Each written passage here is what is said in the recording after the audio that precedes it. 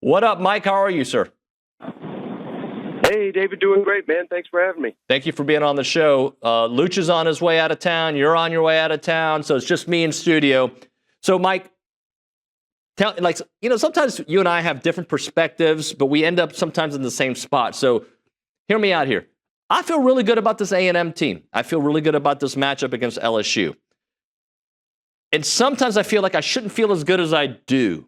So, do you understand where I'm coming from, A? And B, where do you think this game is going? Yeah, David, sounds like you suffer from battered Aggie syndrome. And, hey, I'm a Tennessee grad, so it's in my DNA to feel like a battered ball. So I 100% agree with you. But, yeah, this LSU, I mean, people have been giving me a ton of grief. You think the Aggies give me grief over where I put A&M in my SEC power rankings? The LSU people have been I'm dead to them, I guess, because I've had LSU around the 10th best team in the SEC, even though they've been in the AP top 10 for much of the year. I think that's a joke. And I don't even look at that because I judge it based on how I see these teams. And I have not seen anything from LSU this season that suggests they're a really good team other than beating Clemson in the opener, which I thought they would lose. Admittedly, they lose every week one until now, and then, as we all know, Clemson's really not that good. So why is LSU going to win this game? I mean, the only thing I can reason is they're playing at home, and A&M's not won there since they've been in the SEC. That's it. I mean, they can't block anybody on the offensive line. They can't run the football. I like Garrett Nussmeier, but it's clear as day that he's not 100%. He's injured. And now the defense is starting to cave while they're playing better and better competition. And I don't think they faced an offense that's near as good as Texas A&M. So you should feel confident going in this football game. I don't care where it's played. So it's obvious that LSU is desperate to salvage their season because the loss here with Alabama looming, I mean, that it's going to spiral.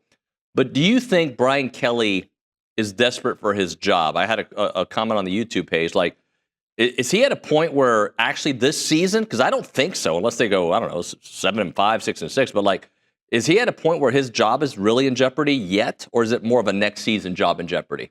No, I think realistically, I think it's next season, David. Now, get back to me if A&M goes up there and clears out the stadium by the third quarter, and then LSU's next game is at Alabama. That's not going to be easy either. If they get run out the building in Tuscaloosa, this is perhaps a different conversation. But I think what realistically is going to happen is they're going to force Brian Kelly, they shouldn't even have to force him. He should know by now that he needs a new offensive coordinator. And what they do at quarterback post Garrett Nussmeier is going to be very interesting as well. I would recommend they go the Vanderbilt, Oklahoma route, where you hire an offensive coordinator and a quarterback that have worked together. And because next season, I think Brian Kelly is perhaps on the hottest seat in the SEC. I've seen it mentioned on our message boards and just a moment ago on the YouTube page that, hey, don't be surprised to see Michael Van Buren. I talked to some insiders who said that there's no chance that would happen. But nobody thought Marcel Reed would come in last year. But Marcel at least had a track record of last season playing, right? And he did it against LSU.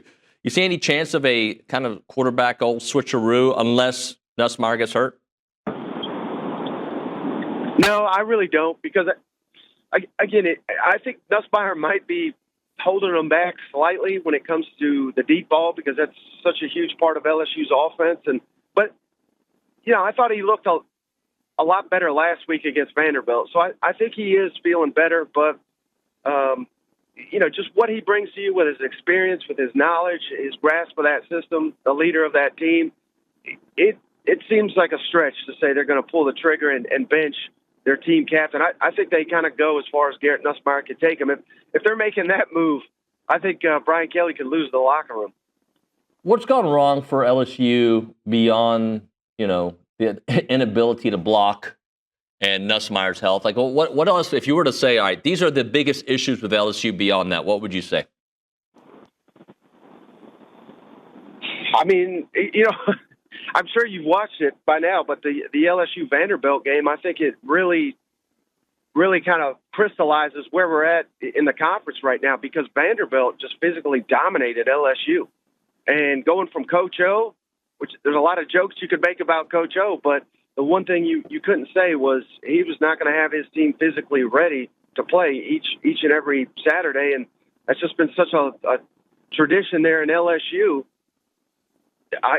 They seem like they lack physical toughness. And I think we know why. I think it's because of that man that's now in College Station, Tommy Moffitt, who's been the strength coach for years and years. And now all of a sudden we see A&M looks like a juggernaut. You know, it's not all Tommy Moffitt, but I think that's a huge reason why kind of that edge is out of the LSU program. And now we're starting to see it in College Station. Talking to SEC Mike here on TexAgs Live, presented by David Gardner's Jewelers Rollo Insurance Studio. How concerned are you with the Aggie defense that last week, against a completely different type of offense, I know, but they forgot how to tackle. They had some misfits. Taylon Green was just incredible. Vince Young 2.0. But in their 2 road games, they've given up 40-plus a game. How concerned are you with the Aggie defense, if not for this LSU game, moving forward on the road? Yeah, I'll be honest with you, David. I am slightly concerned about that, but and again, we never root for injuries or anything, but LSU is so banged up on the offensive line, starting freshman at tackle. I think that could be the cure that ails A&M, because I think they're going to get after Garrett Nussmeier, and they've not just simply not been able to run the ball against anybody this season. So if A&M gives up 40 points again, which LSU they're not capable of scoring 40 points unless they're playing Southeast Louisiana. If they do that, then it'll be a huge cause for concern. But due to the opponent more than anything else, I'm only kind of like maybe at a 5 out of 10 concerned about A&M's defense this week. So do you see this game being a fourth quarter game, or do you see A&M having some breathing room? No, I think A&M runs them out of the building. I think I've got it 31-20, so give me 11-point win by A&M. That would be nice. That'd be really nice. Mike, all right, let's move on to this Ole Miss-Oklahoma game. I'm trying to figure out how I feel about it, because Oklahoma, to me, I started buying the hype too early on them, and then they got exposed against Texas. And I remember Billy saying, like, look how many times material could have been intercepted by Michigan, right? How many times? And so I'm thinking about that. I look at Ole Miss, what they did last week against Georgia, and how they kept it as close as they did. How do you see this game playing out?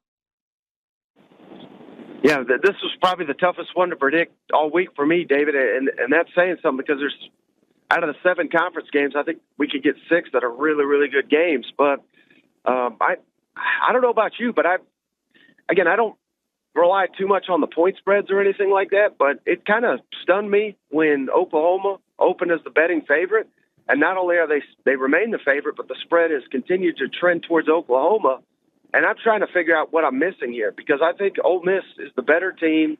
I know they lost last week. Their defense kind of got exposed a little bit. But I just don't think Oklahoma is a team capable of exposing them again. I think they'll have certainly some success, but not to the level that Georgia did or Arkansas.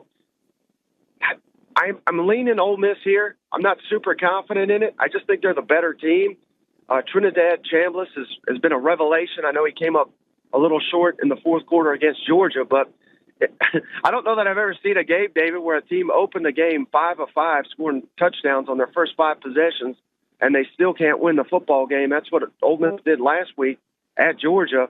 I think they bounce back, and I think they better, David, because if Ole Miss doesn't make the playoff, I think Lane Kiffin is leaving. I think he will go to Florida. But if they win this game, I think it's almost a lock that Ole Miss makes the college football playoff. All right, I'll just follow up, because you brought up Lane Kiffin there. If it's not Lane Kiffin, is it Drink? Well, I'll say the same thing. I think if Missouri makes the playoff, I think Drink will stay. But if they don't, and I don't think they win this weekend at Vanderbilt. So, yeah, I've kind of been saying that for a while now. I do think Lane Kiffin stays at Ole Miss, and I think Eli Drinkwitz will be the next Florida coach. Wow. SEC Mike here, Michael Bratton, that SEC podcast on TexAgs Live on the Buppy's Catering and Bartending Hotline. Mike, is it the Aggie in me that thinks Texas is going to lose to Mississippi State on the road at Starkville? And I'll give you a little bit of my reason behind it. I remember for a while, and this is a credit to Billy, saying, you guys don't know in the Big 12 what it's like to go to Starkville, even when they're struggling, and try to win on the road in Starkville, because A&M has had their problems there in the past. Do you think Texas is going to get that SEC awakening of, yeah, even going to Mississippi State's hard? Yeah, I hate to say it, David, but maybe coming on this show every week, a little of the Aggies rubbed off on me because I'm right there with you. I think Texas is going to lose this football game on the road to Mississippi State, and I don't even know if we should consider that an upset or not. I mean, what in the world are we ranking Texas on this point in time? I realize they beat Oklahoma, but if you actually go back and watch that game, I mean, they weren't even that impressive, particularly on the offensive side of the football, in that football game. I think Mississippi State has shown us more this season. Texas is dead last in rushing against conference opponents. They're number 12, I believe, in pass defense against conference opponents. Mississippi State's going to test them often. Texas starting safety Michael Taft is out for this game. This is a difficult matchup, and really Texas should have lost to Kentucky last week, and I think Kentucky is far and away the worst team in the conference. I still don't know how Texas won that game. So, yeah, I think Texas is just an average team this year. It's a lost season. Give me Mississippi State to get their first conference win in 16 conference games. Mike, does Hugh Freeze survive this weekend if they lose to Arkansas at Arkansas? I don't think he should have survived the first season, David. So, if it were up to me, I would have got rid of him a long time ago. But, no, if he's losing to Arkansas with an interim coach that hasn't won a conference game themselves, which that's what Auburn does literally every year under Hugh Freeze, go 0-4 in conference play, he does not survive. He will not be the coach on Sunday, I don't think. But I don't know. They're wild down there on the plains. I don't know if you've heard. They think they're 6-1. The refs, it's all the refs' fault. The SEC finally suspended this referee, so they'll probably count Georgia as a win. According to some of the boosters down there, they've got a top 5 coach in the SEC. So maybe for the sake of the rest of us in the conference, maybe they'll keep Hugh Freeze for another year. All right, so let's play a game. You've already said what you think is going to happen at Florida, but some of these other openings and potential openings. Arkansas, do they go John Gruden, Rhett Lashley? What happens at Auburn if they do move? I should have said Arkansas initially. And then Auburn, what do you think they do?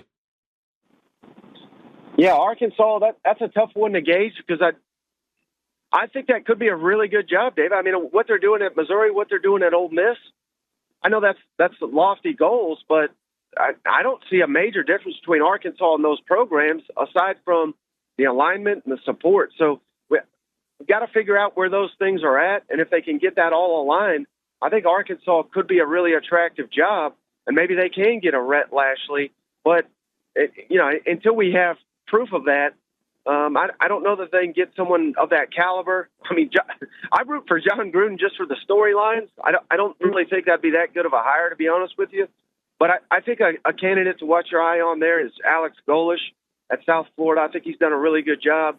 He has an exciting offense. He's been in this conference. And then at Auburn, I mean, I think the search there should start and stop with John Summerall at Tulane.